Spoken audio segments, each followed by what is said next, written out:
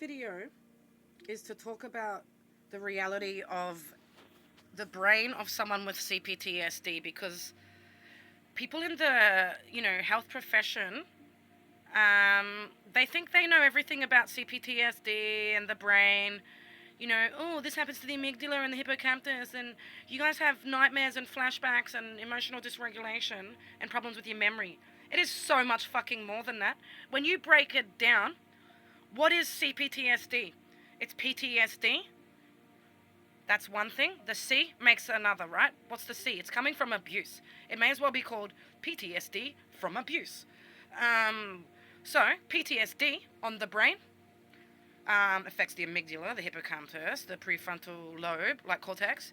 What is that? All the things that I just mentioned. It reduces the grey matter in your brain, right? So that's just PTSD alone. What does abuse do to the brain? That impairs your startle response as well. So as well as PTSD, abuse on the brain heightens the amygdala and reduces the volume in the hippocampus. So that's a double whammy already there that our brain is taking from the shock to the system and from the abuse. Then what happens every time someone has a panic attack or if they develop panic disorder? That does separate things to the brain, to the amygdala, to the hippocampus, to the prefrontal cortex, affecting the same things, memory, processing, learning, decision-making, emotional regulation, startle response. It is all taking a slam. What happens to the brain if someone who lives in high anxiety or high stress?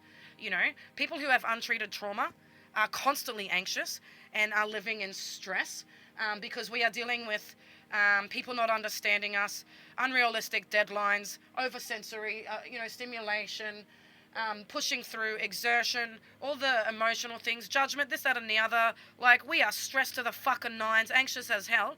Anxiety and stress on the brain, boom, more on the amygdala, more on the frontal lobe and the hippocampus, more things impacting your ability to control your emotions, to process information, to remember.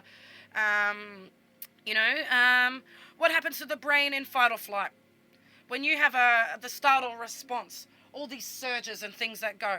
Because our startle response is so high, we're constantly getting surged into fight or flight, where things are going, bah, onto our brain. What happens to people who get stuck in fight or flight? That has long-term damage on the brain. Then you look at other symptoms that we have, like insomnia. What does insomnia do to the brain? It slows down our ability to process information, our cognitive functioning, learning, memory, emotional regulation, and ability to control things. It is all hammering our brain. And then when you have insomnia, what does that develop? Sleep deprivation, which comes with its own mixed bag of fucking things that it does to your brain. We're talking about things like neurodegenerative diseases that develop, like Alzheimer's and dementia. People are getting into accidents. They're losing loss of motor control. They're spacing out, getting dizzy, confusion, fogginess, all this from sleep dep and insomnia. That happens to people with trauma as well, right?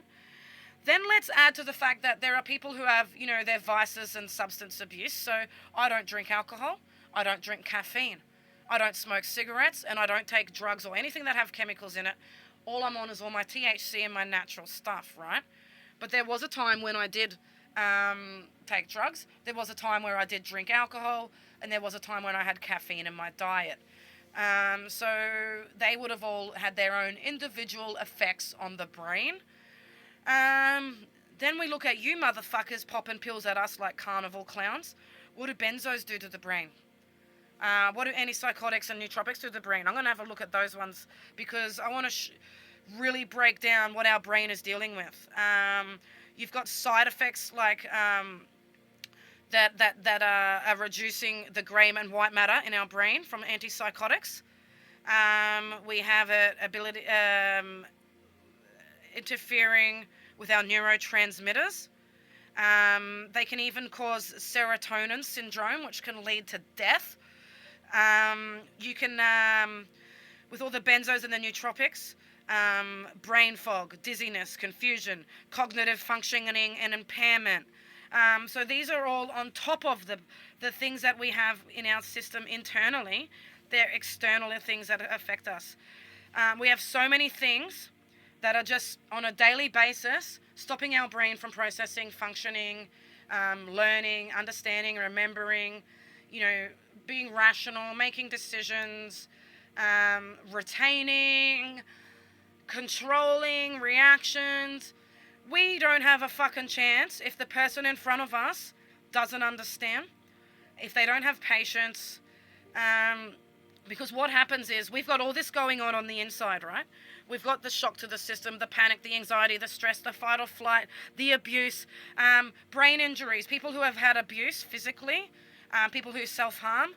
That does, swelling on the brain, affecting, memory and processing and all that sort of stuff. We have so many things physically affecting our brain's ability to function and process and live in a normal way. But you guys are there, come on, do this, do this, do this, do that, do this. When we don't or can't, we get lectures, we get people frustrated, we get people forcing and rushing. We come undone, we get scared, we can't control our emotions. Then you get angry with us and you change how you treat us. You go from telling us that you care and understand to being really cold, being really abrupt. Tough love doesn't work on this. Getting frustrated with us, you'll just lose us, especially if you're not someone we love or in our life. If you're a health professional wanting to help someone with trauma and you get frustrated or you get pushy or you start lecturing, do this, do this, do this, do this, and they're saying that they can't, you've lost them. You've lost their trust. You've lost their respect. They don't feel safe. You're not someone who they're ever going to be able to reach out to, be vulnerable with, because they're scared of you.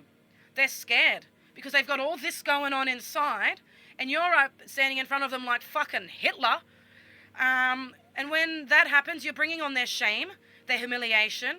You're lowering their self-worth that they're struggling with every day because you are making it impossible for them to do what they need, and you're treating them like shit when they can't do it, and you're abandoning them then when they come undone. So there is no room for the clinical mindset. We have so much going on. If you aren't compassionate, you don't have patience, if you're not going to slow down and go around our pace, don't bother.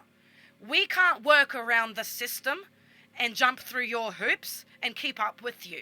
You need to slow down and work with us. It's not beep, beep, next, next, next, next. We are not fucking numbers. We are human beings with limited capabilities.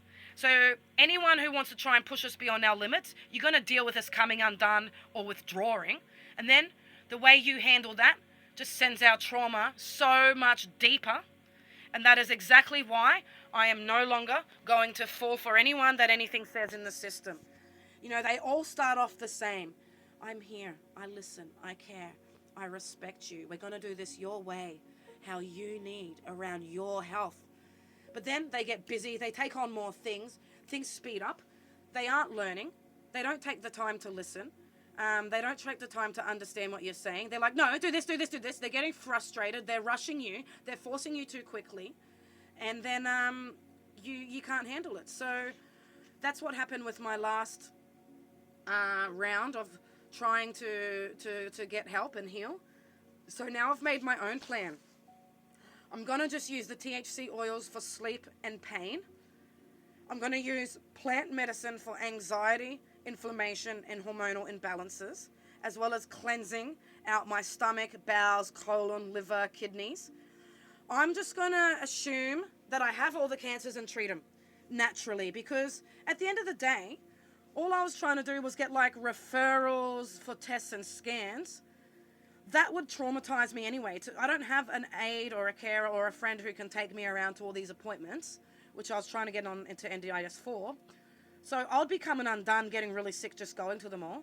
And then at the end of the day, the results are just going to tell me what I have, because I'm not going to get medical treatment through the clinical Western world. I won't be going on chemos and going into surgeries and trying pills for this and treatments for that. I just wanted them to tell me what I have so I can learn how to treat it naturally. So fuck them. I'm just going to treat it as if I have it all. I'm going to cleanse myself in my bowels and my colon and everything that I just said. I'm going to assume that I have a brain injury. I'm going to work on neuroplasticity. I'm going to research how to work on nerve damage naturally. Nerve pain will be through, like, you know, the natural medicines and the THCs, but also through nature, yoga, exercises. The channel on YouTube, Somatic Skills with Emily, is better for me than any therapist, any physio, any GP, any specialist. So I'm going to use that to do exercises on how to release trauma from the body, how to release all the different emotions like anger. I've got healthy ways like boxing, swimming. My social interactions and connections are going to be online through my channel, talking to people who have trauma. It's going to be at the dog park with other people who have dogs. It's going to be when I'm working. It's going to be when I'm exchanging at shops and businesses to buy things. I will have human interaction, and I'll do it how I need it, when I want it, because trying to connect on anything deeper is so traumatizing for me. So I'm gonna just do everything I can to improve my own quality of life, reduce and manage my pain, and figure out the answers for all the stuff with the nerves naturally, so that I can pass it on through this channel. I want to show you a natural healing journey. I'm really sorry that I got distracted. It's really easy when someone reaches out and goes, hey, I know the system's broken and I'm in a position to help you. I want to hold your hand on this. Let's have a try. Turns into, you need to trust us and this is just how the system is. So I won't be falling for that again. But in a way, it's good for us to see. You saw that I was so determined because I knew that it wasn't for me. And you saw my hopes go right up when someone said all the right words. And you saw me fall apart when those words turned out to be a load of shit. And you saw me go straight back to the same struggles, suffering, pains that I was dealing with that brought me to this channel to begin with. So actually it was good to have a real life example to see how it affects and that it just doesn't work, and that the clinical mindset just has no place in healing trauma.